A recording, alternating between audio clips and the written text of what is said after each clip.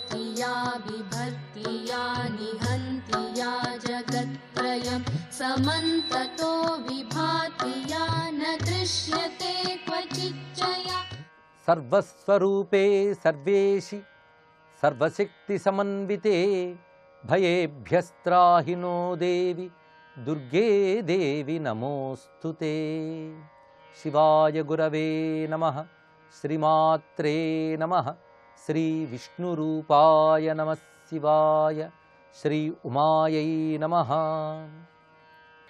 జగన్మాత సౌందర్యలహరి ఆ తల్లి యొక్క కేశాది పాదాంత స్థుతిలో వర్ణిస్తూ అందులో భాగంగా అమ్మవారి చిరునవ్వుని చెప్తున్న శ్లోకం కిం వా రదావళి రుచిర్ముఖస్య కిం సంఫుల్లతా వరధియ కిమూర్మిక సంతోషపాద పసుమంను శంకర ప్రేమస్వరూపముత దేవి తే స్మితం. అమ్మ, నీ చిరునవ్వు ఏమని వర్ణించేది? అది నీ దంతపంక్తి యొక్క కాంతియా, అంటే నీ పలువరుస యొక్క వెలుగా, లేక నీ ముఖం యొక్క వికాసమా, నీ ఉన్నతమైనటువంటి బుద్ధి యొక్క ఒక తరంగమా, లేదా నీ సంతోషమనే వృక్షానికి పూసిన కుసుమమా, లేదా శివునకు గల ప్రేమస్వరూపమా? ఇవి ప్రశ్నలు వేశారు. అంటే ఇందులో ఏది అని కాదు, ఇవన్నీ కలిసి అమ్మవారి యొక్క నవ్వు అనే భావం స్ఫురింపజేస్తున్నారు. ఒకటి పలువరస కాంతియ అంటున్నారు, బయట చూడగానే కనబడుతున్నది ఆ పలువరస కాంతియ.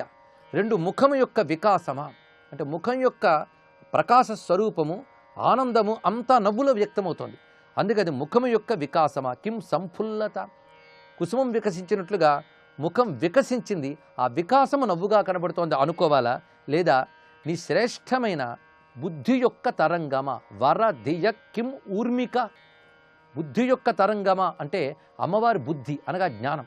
ఆ జ్ఞానం ఏమిటి? శ్రేష్టమైన జ్ఞానం, సమస్త లోకాన్ని నడపగలిగే సర్వజ్ఞతతో కూడినటువంటి జ్ఞానం. ఆ జ్ఞానము యొక్క ఒక తరంగా ఆ నవ్వు అన్నారు. రమ్యమైన భావం ఇక్కడ. అమ్మవారు అపార జ్ఞానరూపిణి, సత్యం జ్ఞానం అనంతం బ్రహ్మ అని చెప్పినట్లుగా ఆ జ్ఞానము యొక్క ఒక తరంగమే ఈ నవ్వు అని చెప్తున్నారు. ఇక తర్వాతి భావం నీ సంతోషమనేటువంటి వృక్షానికి పూసిన కుసుమమా అన్నారు. సంతోషం అనేది ఒక మహావృక్షం, ఎందుకంటే కుసుమం ఇవాళ ఉంటుంది, లేకపోతుంది, వృక్షం ఎప్పుడు ఉంటుంది. అందుకే సంతోషం అనే ఒక మహావృక్షం అమ్మవారి దగ్గర ఉన్నది. ఆ వృక్షము యొక్క ఒక కుసుమంలో ఉన్నది ఈ చిరునవ్వు, అంటే సంతోషాన్ని ప్రకటిస్తున్నది.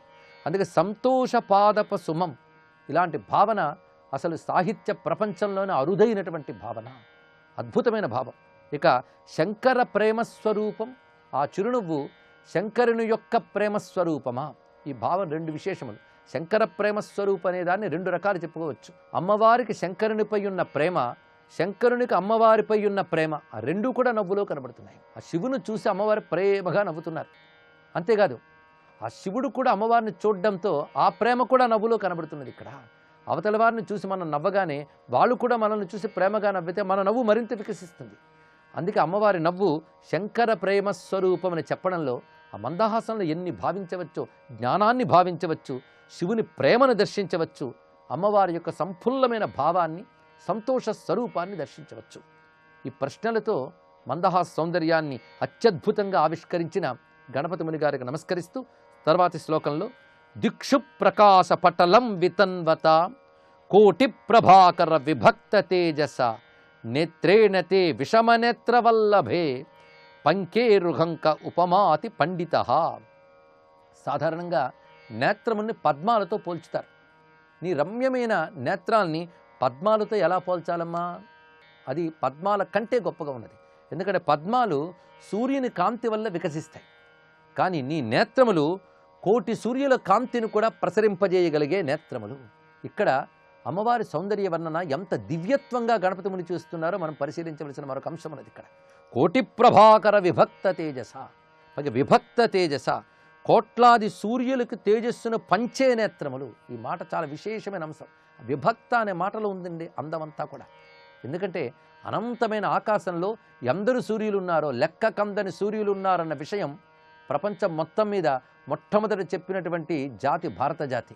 వేదములో లెక్క కందని సూర్యులు ఉన్నారనే వర్ణన ఉన్నది. మనం చూస్తే సూర్యమండలమే కాకుండా అనేక సూర్యమండలములు ఉన్నాయి. ప్రతి సూర్యమండలం ఒక తేజపుంజం. అలాంటి కోట్ల కొలది సూర్యమండలాలకి తేజస్సును పంచి ఇచ్చినటువంటి నీ యొక్క నేత్రములు, అంటే అమ్మవారు కళ్ళు తెరిస్తేనే ప్రపంచం. అందుకే చక్షుసూర్యో అజాయత అనే మాట మనకు కనబడుతున్నది.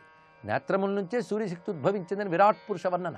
అమ్మ వీరారాజ్య విరాట్ రూప విరజా విశ్వతోముఖి, విరాట్ రూపణి. అందుకే అమ్మవారి నేత్రముల నుంచే సూర్యుడు ఉత్పన్నమయ్యాడంటే ఏ సూర్యుడు? ఎందరు సూర్యులు. అందుకే తల్లి సర్వసూర్యుల్ని ఉత్పన్నం చేసినటువంటిది. అవిద్యానాం అంతస్థిమిరమిహిర ద్వీపనగరి అన్నారు ఆదిశంకరుడు. అనేక మంది సూర్యమండలాల్ని పుట్టించేవి ఆ నేత్రములు. అలాంటి ఆ నేత్రాల్ని మామూలుగా పంకములోంచి పుట్టే పద్మంతో ఎలా పోలుస్తారమ్మా అన్నారు ఇక్కడ. అనగా నా నేత్రం యొక్క సౌందర్యం యొక్క దివ్యత్వం చెప్పడంలో పద్మముల కంటే గొప్పగా ఉన్నదని చెప్తూనే సూర్యాదులకే వెలుగునిచ్చేటువంటి ఆ కాంతిమయ నేత్రములకు నమస్కారం చేసుకుని అమ్మవారి చెవులను అద్భుతంగా వర్ణిస్తున్నారు ఇక్కడ. శ్రీకర్ణ ఏష తవ లోచనాంచలే భాంచా దయా దయితయా ప్రబోధిత ఏతం సవిత్రి మమ కంచనస్తవం శృత్వా తనోతు భరతావనే శ్రియం. భారత భూమికి శ్రీ అనగా సంపదని ప్రసాదించుగాక. ఎంత దైవభక్తి ఉందో అంత దేశభక్తి కలిగినటువంటి వాడు కావ్యకంఠ గణపతి మని. అది ఇప్పుడు మనందరికి కలగాలి. మనకు దైవభక్తి చాలా ఉంది, ఏం లాభం? దేశభక్తి కూడా ఉండాలండి. ఈ దేశం దైవత్వంతో కూడినది, ఈ దేశం ప్రత్యణువు దైవత్వం. అందుకే దేశభక్తి దైవభక్తి కలిగి ఉంటేనే ఏదైనా సాధించగలం. వ్యాస భగవానుడు ఒక దేశభక్తుడు, ఆదిశంకరులు ఒక దేశభక్తుడు. అందుకే వాళ్ళ విజ్ఞానం వాళ్ళ దగ్గరే దాచుకోకుండా భారతదేశం అంతా ప్రసరింపజేశారు. భారతదేశంలో ఏ ఏ క్షేత్రంలో ఏ ఏ దైవత్వం ఉందో వారు దర్శించి అనుభవించి మనకు దర్శింపజేశారు. అందుకే ఎల్లవేళలా దేశానికి క్షేమం కలగాలని కోరుకోవాలి. కావ్యకంఠ గణపతిముని కూడా ఉమాశాస్త్రంలో భరతావనికి సంపద కలిగించుగాక అని అమ్మవారిని ప్రార్థన చేస్తున్నారు. ఇక్కడ అమ్మవారి చెవులు శ్రీకర్ణములు అని వర్ణించారు. ఈ విశేషం అద్భుతం. ఎందుకంటే సాధారణంగా సంస్కృత కవి సంప్రదాయంలో చెవులని శ్రీకారాలతో పోల్చుతారు. శ్రీకారం ఎలా ఉంటుందో చెవులు అలా ఉంటాయట. శ్రీకారం అంటే సంస్కృతంలో దేవనాగరిలో కానీ శ్రీరాశి చూడండి అచ్చంగా చెవి ఆకారంలో వస్తుంది. తెలుగులో కూడా ఇంచుమించు శ్రీకారం చెవి ఆకారంలోనే ఉంటుంది. అమ్మవారి శ్రీకారం లాంటి కర్ణములు భరతావనికి శ్రీని కలిగించుగాక అంటున్నారు. అయితే ఆ చెవుల్ని ఎంత అద్భుతంగా చెప్తున్నారంటే, మా యొక్క స్తోత్రములను మొరలను వినే ఆ చెవులు లోకానికి క్షేమం కలిగించుగాక. ఎన్ని స్తోత్రాలు చేసినా ఎన్ని మొరపెట్టుకున్న అమ్మ వినాలిగా. వినాలి అంటే చెవులు. అందుకే మా మొరలను వినే చెవులు ఇవే మనకు చాలా ప్రధానం. ఎన్ని ప్రార్థించినా వినేవి అవే. అందుకే మా మొరలు వినే ఆ చెవులు లోకానికి భారతదేశానికి క్షేమం కలిగించుగాక అనే భావన చేస్తున్నారు. అయితే చెవులు మొర వినాలి అంటే వినాలని అమ్మ అనుకోవాలి. ఎవరైనా మాట్లాడుతూ ఉంటే కొందరు వినరు, అక్కడ శబ్దం ఉంటున్నా తమ నిద్ర తాము పోతూ ఉంటారు. ఏం ప్రయోజనం చెప్పండి ఇక్కడ. అందుకే మంచి శబ్దాన్ని పొందాలి అంటే అది పొందాలనే సంస్కారం అవతల వాళ్ళు ఉండాలి. పైగా మహానుభావులు పెద్దలు మన మాట వినాలి అంటే మనమేం పెద్ద జ్ఞానంతో మాట్లాడతామా వినాలని తెలుసుకోవడానికి? అయినా వింటారు. ఎందువల్ల వింటారు? దయ వల్ల వింటారు. ఇది తెలుసుకోవాలి. సామాన్యులు పెద్దవాళ్ల మాట వింటారు అంటే జ్ఞానం ఉంది కనుక వింటారు. కానీ పెద్దవాళ్ళు సామాన్యుల మాట ఎప్పుడు వింటారు? దయ పుడితే వింటారు. అలాగే అమ్మవారు దయ పుట్టి మా మొరలు వింటున్నారు. అలా మా మొరలను ఏ చెవులతో వింటున్నారో ఆ చెవులు భారతదేశానికి సంపదలిచ్చుగాక అంటున్నారు. అయితే చెవులు వినాలి అంటే దయ పుట్టాలి, అంటే దయ ప్రేరేపించాలి చెవుల్ని విను విను అని. అలాగా అమ్మవారి కళ్ళల్లో ఉన్న దయ ఈ చెవులని ప్రేరేపించే వినమని. అప్పుడు ఆ చెవులు మన మొరలు వింటున్నాయట. ఎంత అద్భుతమైన భావన చేశారు. అంటే దయతో మా మొరలు వింటున్నాం.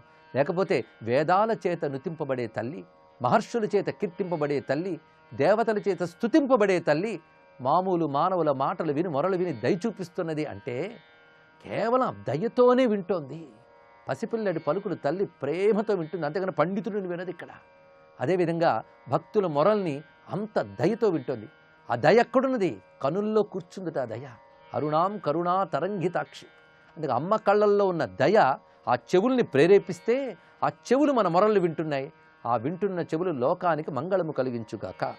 శ్రీకర్ణ ఏష తవ లోచనాంచలే. ఎందుకంటే అవి ఈ వర్ణంలో ఎంత అద్భుతం చూపిస్తున్నారంటే దగ్గరుంటే వాళ్ళే లేపగలరు, దూరం ఉన్న వాళ్ళు లేపలేరు. అందుకే దయ లేపింది అంటే అర్థం ఆ దయ కన్నుల్లో ఉంది కనుక కళ్ళకి దగ్గరగా చెవులు ఉన్నాయట. అంటే చెవుల వరకు కళ్ళు ఉన్నాయి, అంటే కళ్ళు అంత విశాలంగా ఉన్నాయి. ఆకర్ణాంత నేత్రములు అంటే చెవుల్ని వర్ణిస్తూనే నేత్రముల యొక్క విశారదను కూడా ఇందులో వర్ణిస్తున్నారు. ఒక్క శ్లోకంలో ఎన్ని భావాలు నిక్షిప్తం చేశారు. కేవల కవులు ఇది రచించలేరు, మంత్రసిద్ధులైన వారే. ఆ కారణం చేత నా పని చేయగలిగారు గణపతి ముని. భాంత్యా దయా దయితయా ప్రబోధిత, పక్కపక్కన ఉన్నాయి గనక దయ అనే చెలికెత్తె లేపగా ప్రేరేపింపబడి మా మొరలు వింటున్న ఆ చెవులు భారతదేశానికి సంపద కలిగించుగాక. అందుకే భారతదేశం అన్ని విధాల అభ్యుదయాన్ని సాధించాలి, స్వచ్ఛముగా సంపదతో భాషించాలి, సనాతన ధర్మంతో విరాజిల్లాలి అని నమస్కారం చేసుకుంటూ అటు తర్వాతి శ్లోకంలో అమ్మవారి నాసికను వర్ణిస్తున్నారు. స్వానాసికా భవతి యుంజతాం సతాం సంస్తంభినీ చలతమస్య చక్షుషః త్వన్నాసికా పురహరస్య చక్షుషః సంస్తంభినీ భవతి చిత్రమంబికే. అపూర్వ కవిత్వం అంటే ఇదండి.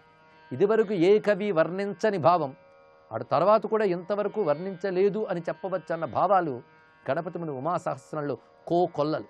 ఇప్పుడు నాసికను గురించి చెప్తున్నారు. ప్రతి చోట దివ్యత్వం అనేది మనకు స్ఫురింపజేస్తున్నారు.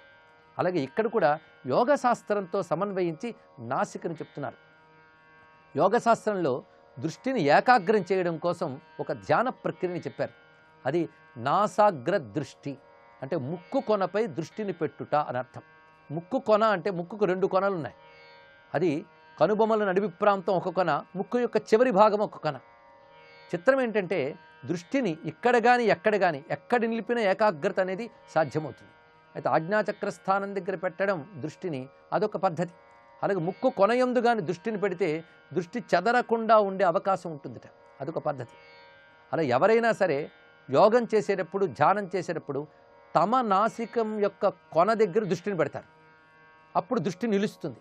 అయితే చిత్రం, శివుడు తన నాసిక కొనయందు దృష్టిని పెట్టకుండా నీ నాసికపై దృష్టి పెట్టి తన దృష్టిని స్థిరం చేసుకున్నాడు అన్నారు. ఎంత అద్భుతమైన భావన అంటే, అమ్మ నాసికను చూస్తూ ఉంటే శివుడు చూపు తిప్పుకోలేపాడు. అందుకే యోగులు తమ నాసికపై దృష్టి పెట్టి ఏకాగ్రం చేసుకుంటారు. శివుడు నీ నాసికపై దృష్టి పెట్టి చెదరకుండా అక్కడే ఆ దృష్టి నిలిపేయడమ్మా అని వర్ణిస్తూ ఆ నాసికా సౌందర్యాన్ని భావించారు. అటువంటి తల్లికి నమస్కరిస్తూ సర్వం శ్రీమాతృ చరణారవిందార్పణమస్తు.